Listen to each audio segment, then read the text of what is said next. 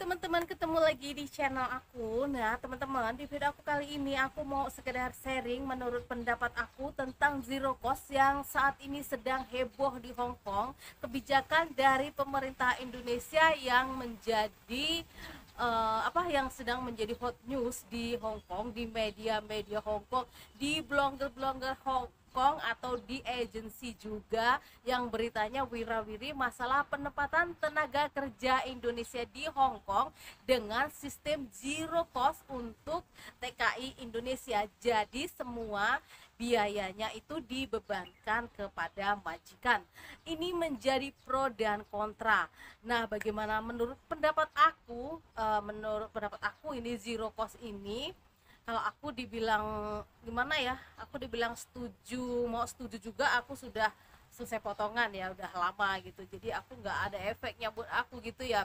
Cuma ini kalau menurut pendapat aku pribadi, zero cost ini aku gimana ya, uh,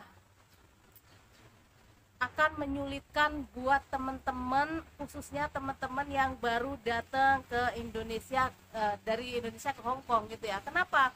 Ya karena di sini pemerintah sendiri nggak pernah mengerti bagaimana kondisi di Hong Kong, bagaimana majikan-majikan di Hong Kong ya gitu ya.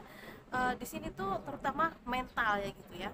Nah, di sini ketika pemerintah tidak mengkaji terlebih dahulu, tidak meriset, tidak benar-benar tahu kondisi di sini, lalu dia mengeluarkan uh, peraturan kayak gitu, meskipun peraturan itu akhirnya ditolak oleh pemerintah Hong Kong karena itu terlalu membebani ya gitu ya, membebani majikan gitu ya.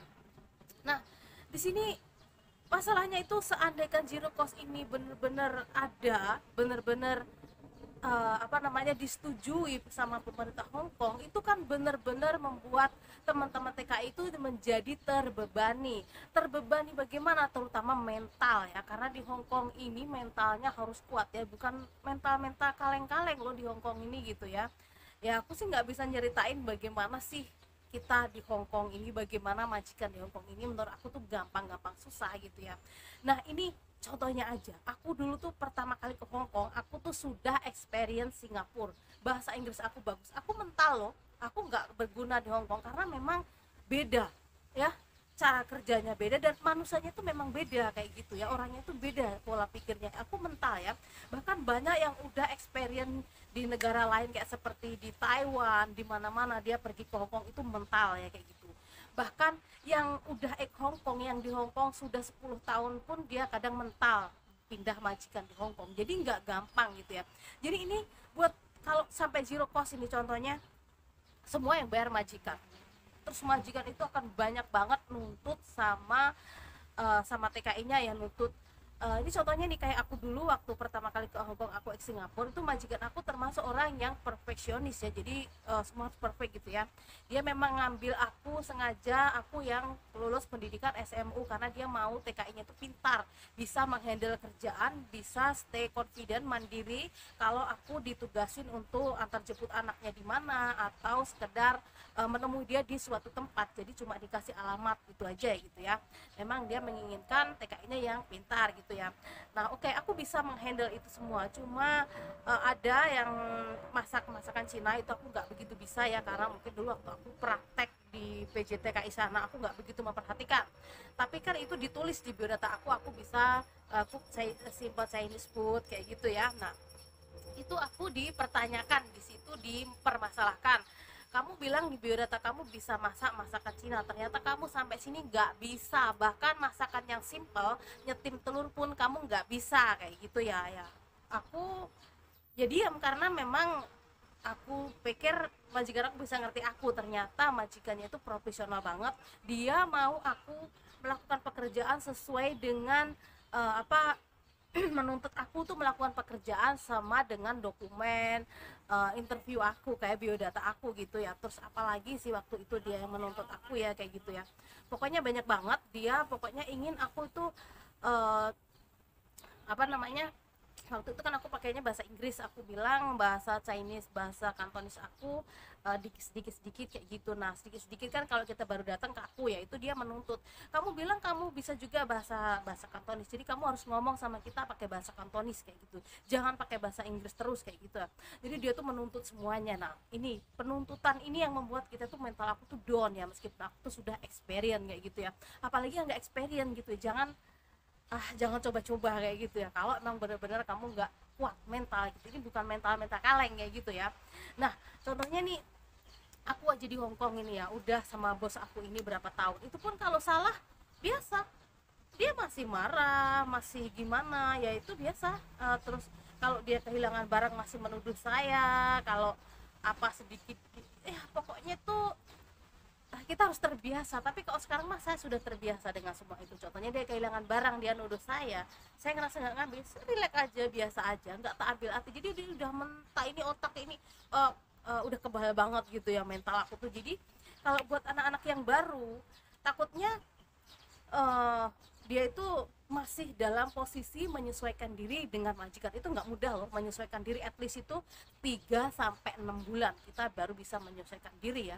Itu pun terkadang kalau majikan Hongkong tuh kalau nggak suka biasanya dia langsung nge-terminate kita ya, kita langsung akan dipulangkan kayak gitu. Nah itu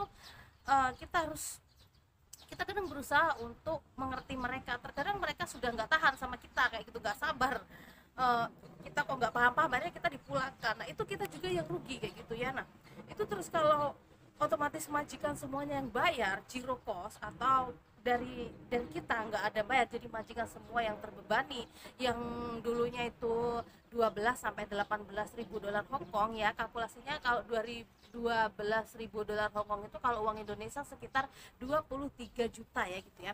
Terus sekarang itu naik menjadi naik 10 kali ya, kok 10 kali sih, naik 10 ribuan, jadi kayak banyak kayak gitu, 20 lebih gitu mengambil TKI. Itu aku rasa itu pemerintah Hongkong juga sudah bilang itu terlalu membebani majikan di Hongkong ya. Nah dengan terlalu beratnya beban itu bisa juga mereka itu nanti tuntutannya itu terlalu banyak, terlalu berlebihan. Dan buat teman-teman yang baru datang yang nggak siap mental itu bisa stres gitu loh. Banyak banget teman-teman yang stres di sini ya karena nggak tahan dengan majikannya. Karena itu dia pikir ya kalau dulu kan ya otomatis, sekarang majikan tuh banyak sekali nuntut karena juga ada HP Android ini ya, terkadang nyuri-nyuri waktu kita, terlalu banyak juga mainan HP kayak gini. Jadi majikan otomatis yang namanya bayar kita tuh agak gimana ya, kita nggak usah memposisikan majikan gimana, coba kita memposisikan diri kita sebagai majikan. Ketika kita membayar mahal tapi dia sering main HP apa gitu, otomatis ada sedikit rasa gimana gitu ya, aku nggak bisa ngomongnya ya gitu. Nah itu udah waktu kerja kita sudah sudah terbagi sedikit dengan kita main HP. Nah terus apalagi nanti ditambah dengan biaya yang zero cost yang segitu mahalnya itu, otomatis itu akan terlalu banyak tekanan buat teman-teman ya. Nah di sini tekanan itu akan menimbulkan masalah besar buat teman-teman, malah tidak sukses sekalian gitu ya, karena terlalu stres, mentalnya aku rasa nggak kuat ya. Aku bilang begini, aku nu orangnya tuh bandel banget ya kayak gitu, makanya aku tuh bisa bertahan sampai sekarang ya. Contohnya kalau aku gini aja ya, kalau teman-teman mungkin bilang ya kita sih berdoanya dapat majikan yang baik. Yes, semua berdoa dapat majikan yang baik. Tapi contohnya, ketika majikan yang baik itu memerlukan energi 100%, 100. Terus majikan yang baik itu hanya memerlukan energi 50. Tapi kita wajib untuk memiliki energi ekstra 100. Kenapa? Ketika kita dapat majikan baik mungkin sisa 50. Tapi ketika kita tidak mendapatkan majikan yang baik, kita ada 100. Jadi terpenuhi gitu kan ya. Tapi kalau kita hanya menyiapkan energi 50, kita nggak siap mental sebagainya, kita hanya berpatokan nanti kan majikan aku baik. Terus kalau dapetnya nggak baik kita bisa stres. Sekarang itu banyak banget teman-teman yang dapat masalah ya, karena ada juga banyak Android buka Facebook dibanding-bandingkan, kayak majikannya di sini lebih enak sebentar, ada kadang dia tuh nggak bisa ganti baju di kamar karena ada majikan, dia nggak bisa ngomong permisi ya.